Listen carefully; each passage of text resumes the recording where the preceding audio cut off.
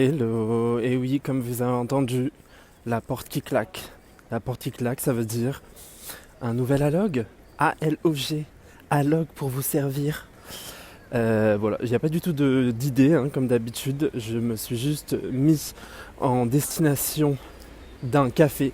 Cette fois-ci, je me suis dit que j'allais prendre un café. Déjà, j'espère que vous allez bien, je vous ai pas dit bonjour. J'espère que vous allez bien. Là, je suis genre walking outside. J'allais dire under the rain, mais pas du tout en dessous de la pluie. Puisque littéralement, il fait bon. Je suis en pull. Qui aurait cru, qui aurait dit? Personne, pas moi. Et du coup, ouais, juste direction dans un café. J'ai envie de boire un café, je vais voir ce que je vais prendre. Lire un livre, probablement. Ou juste marcher. Et sentir la pollution parisienne, finalement. Je viens de me souvenir, j'ai un objectif, c'est d'aller me chercher un kalentika. Pour ceux qui savent pas, un kalentika, c'est genre un sandwich algérien que ma mère elle mangeait tous les jours pratiquement en fait quand elle était jeune en rentrant de l'école. En gros c'est du pain baguette, du pain avec à l'intérieur de la pâte de pois chiches, hummus. Et après tu rajoutes soit kemmoun, donc du cumin, ou bien harissa, de l'harissa. Et voilà quoi, c'est ton sandwich, clairement végé, vegan, tout ce que tu veux. Et super bon en tout cas. Donc je vais aller me chercher ça ce soir. Comme ça va me faire du bien, ça va me réchauffer le cœur et me réchauffer avec le harissa. Parce que je vais pas vous mentir, mais ces derniers jours j'étais un peu genre enfermé chez moi. Ça fait 2 jours que je suis pas sorti, que j'ai pas vu trop le soleil quoi. Donc l'idée là quand j'ai vu les rayons de soleil, je me suis dit bon ma belle, tu te lèves, tu te rases la tête. Pour les gens qui savent, bah les gens savent, genre en mode. Sachant que moi, bon, à la base j'ai une calvitie de calvassa quoi. Mais le fait de me raser la tête, genre tout de suite ça ramène un truc un peu de, je sais pas, légèreté, vas-y, renouveau, tu revois ton visage. T'es en mode genre, allez, je mets un peu de crème, je me maquille. Bon là je me suis pas du tout maquillé parce que flemme de me... Tu sais quand tu mets ta crème sur ton visage et qu'après tu rentres chez toi et qu'après t'es en mode, oh, faut que je me démaquille. Enfin bref, tu vois ce que je veux dire. Donc retirer la bonne crème que t'as mis. Bon après je pense qu'en tous les cas il va falloir que je retire ma crème, non? J'en sais rien, je sais pas comment on fait. Bref, mais en tout cas, voilà, je me suis dit, c'est l'heure ma belle, tu sors, tu vas marcher, il fait pas froid, même si j'ai 2 écharpes. J'aurais pu en prendre 3, sachez-le, hein, je suis capable de sortir avec genre 5 ou 6 écharpes. Il y a le bruit du métro comme vous pouvez l'entendre, je sais pas si vous m'entendez bien. Mais du coup là, direction... Je pense que je vais aller gare de l'Est et je vais voir. C'est dingue comme le métro, c'est genre l'endroit le plus triste du monde presque. Quand j'étais enfant, parce que moi j'ai pas grandi à Paris, je trouvais que le métro, il y avait un truc un peu genre de film, tu sais, le bruit des métros, t'as toujours l'impression qu'il se passe plein de choses. Et en vrai, il se passe juste la tristesse du capitaliste, quoi. En fait, aujourd'hui, enfin depuis que j'ai eu l'occasion d'habiter à Paris, je trouve que c'est juste des endroits, enfin un endroit qui remplit tellement de choses et tellement... Enfin vraiment je trouve que c'est extrêmement triste en fait. Ça me rappelle que je sais pas trop ce que je fous ici en fait, dans cette ville. C'est hyper paradoxal je trouve. Enfin peut-être que c'est juste les personnes qui n'ont pas grandi ici parce que du coup on va dire que mon attache elle est pas du tout émotionnelle ou... Enfin dans le sens où j'ai des amis qui sont ici, mais comme j'ai pas grandi ici, en vrai j'ai même pas grandi où mes parents habitent maintenant, mais j'ai grandi ouais, à la campagne. Donc il y a un truc où pour me ressourcer, pour respirer ou ce genre de choses, bah, j'ai pas l'habitude de me dire ah je vais descendre et je vais aller, mais j'ai l'impression que qui fait ça? Qui se dit je vais descendre et je vais aller sur la Seine pour me ressourcer? À part les gens qui habitent dans des grands appartements de 100 mètres carrés à Paris avec un balcon et je ne sais quoi d'autre. Bref, j'ai encore l'habitude d'user d'un discours de personne privilégiée qui est en train de se balader dans Paris et qui n'a... Pas qui n'a rien d'autre à faire, mais en tout cas qui a la possibilité de faire ça maintenant. J'étais vraiment en train de me dire où est la mer. En fait, il n'y a pas la mer ici, c'est la Seine. Je suis complètement paumé, moi. Il y a des milliers de gens, vraiment, les gens sont venus chercher la mer, genre. Pour moi, la gare de l'Est, c'était vraiment juste... Pour moi, la gare de l'Est, c'était le passage que je prenais quand j'allais en vacances voir ma mif. C'est-à-dire, c'était juste genre... On habitait du coup dans le Grand Est, on prenait le train, on arrivait à la gare de l'Est à Paris, et on prenait l'avion direction Rabat. Et pour moi, il n'y avait jamais personne dans cet endroit. Et maintenant, c'est devenu genre... Il y a tout le monde. Pardon. J'ai failli me faire percuter par un vélo. Pas du tout. Vraiment, c'est plutôt le vélo qui a failli tomber à cause de moi parce que je marchais. Non mais c'est vrai, il y a plein de choses. Et surtout, il y a plein de gens. Il y a beaucoup de gens. Pourtant, après vous allez me dire, ouais si c'est normal, il fait pas très froid, les gens sortent. Hein. Bon, je me suis trouvé à un endroit entre les détritus et l'eau finalement. La Seine. À chaque fois que je suis devant la Seine, perso, je peux pas ne pas penser au 17 octobre 61. Pour les gens qui ne savent pas, le 17 octobre 61, il y a eu une manifestation pacifique suite à un ordre de couvre-feu des Algériens. Et il y a eu une répression meurtrière de la police. Et en fait, les Algériens ont été jetés dans la Seine. Et il n'y a jamais eu aucune excuse du gouvernement, aucune remise en question de ce qui s'était passé. Donc j'avoue que ça fait partie de ce genre de choses que quand tu le sais, tu peux plus le désavoir. Donc voilà. Mais bon, c'est la seule ville... que c'est ça en fait la question je crois de cet épisode, c'est pourquoi je suis à Paris en fait. Qu'est-ce que je suis venu foutre à Paris? En vrai je pense que c'est comme tout le monde. Hein. Je suis venu à Paris pour des opportunités, enfin pour augmenter mes chances d'avoir des opportunités de taf. Surtout dans le milieu artistique, sachant que je fais pas trop de... Qu'on appelle ça? Tu sais, je pense qu'il faut... Je veux juste le dire, comme ça j'y penserai plus. Mais je suis tellement au bord de l'eau que j'ai la sensation qu'à tout moment je tombe dans l'eau là. Je pense qu'il faudrait que je recule un peu. Mais en même temps, je sais pas pourquoi je me suis posé là. Mais... Désolé, j'ai été perturbé parce qu'il y a quelqu'un qui est en train de chanter derrière moi. En vrai, il vit sa meilleure vie. Moi, je suis en train d'enregistrer un podcast. Lui, il chante. Mais j'ai pas compris ce qu'il est en train de chanter. Il m'a fait rire. Il est passé dans mon oreille. Il a dit « Je sens un repère ». J'ai dit « C'est quoi ça ?» Après, en vrai, j'ai la sensation que ce que je fais justement avec ce podcast, c'est aussi ça, en fait. De partager des trucs que je sais faire. Comme vous pouvez le voir, je crois que j'aime bien aussi la voix. En fait, j'aime bien tous les canaux quoi, de diffusion. Genre, faire des trucs, je trouve ça cool. Les partager, je trouve ça cool. Créer des... souvenirs, je trouve ça cool. Raconter des histoires, je trouve ça cool. Genre là, par exemple, j'étais en train de marcher dans Paris. Factuellement, il se passe rien de plus que d'habitude. Juste, j'avais un peu de musique dans les oreilles. Et genre, tout de suite, tout peut devenir un film, quoi. J'ai croisé, il y avait un enfant à côté d'une couche. J'étais en mode... il y avait plein d'endroits où cet enfant aurait pu se trouver, mais il était à côté d'une couche. Et je sais pas, j'ai trouvé... Genre, je l'ai capturé avec mes yeux, tu vois, j'étais en mode genre, c'est chelou un peu, mais en même temps, peut-être que quelqu'un devrait dire à cet enfant de ne pas marcher à côté de couches comme ça dans la rue. En même temps, pourquoi il y avait une couche dans la rue, j'en ai aucune idée.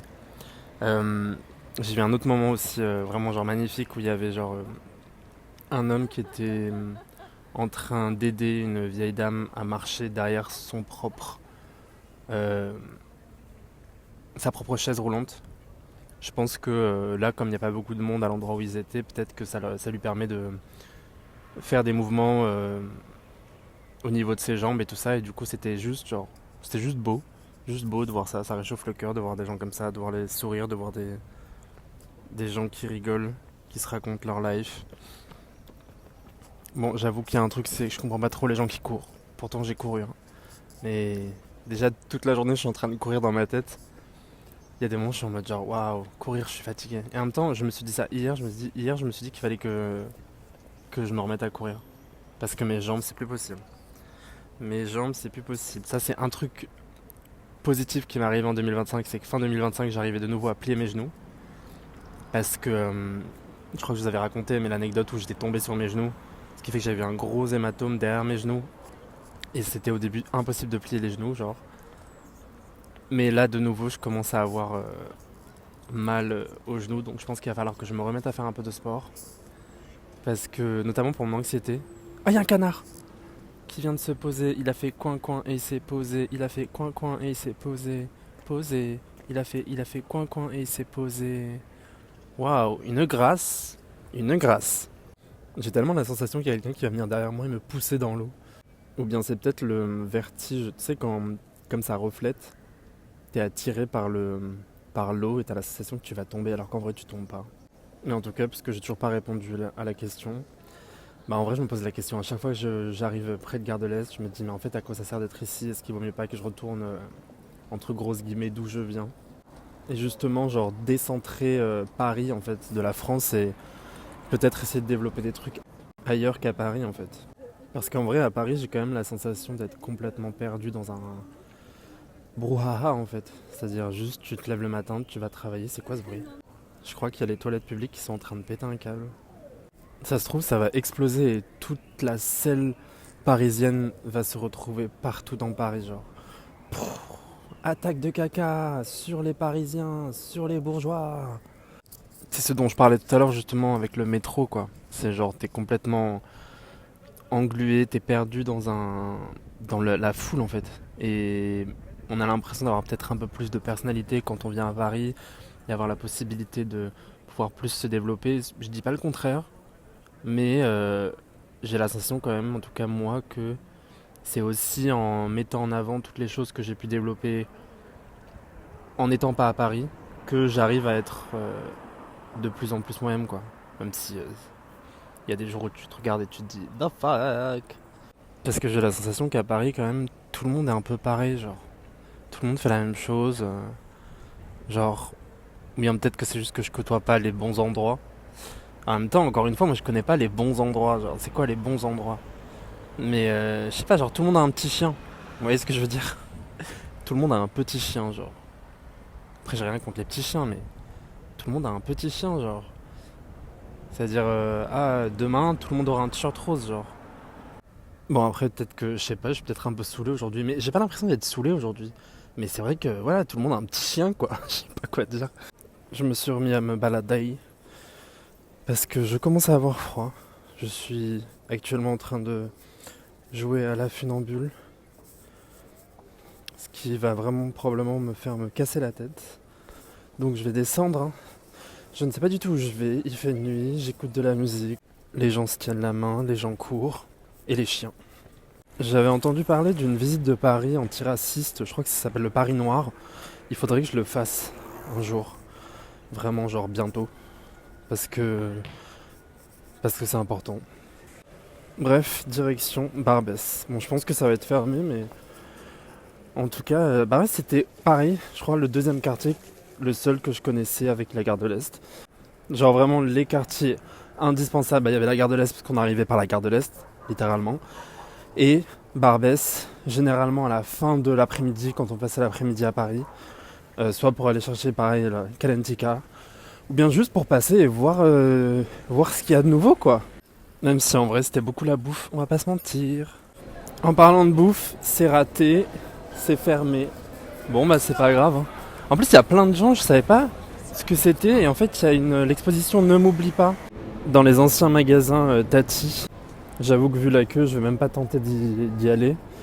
En tout cas moi j'ai pris msemen, le matelas, donc du pain et msemen, je sais pas comment on dit en français msemen, genre et c'est parti, je rentre, je retourne me balader, direction la direction quoi.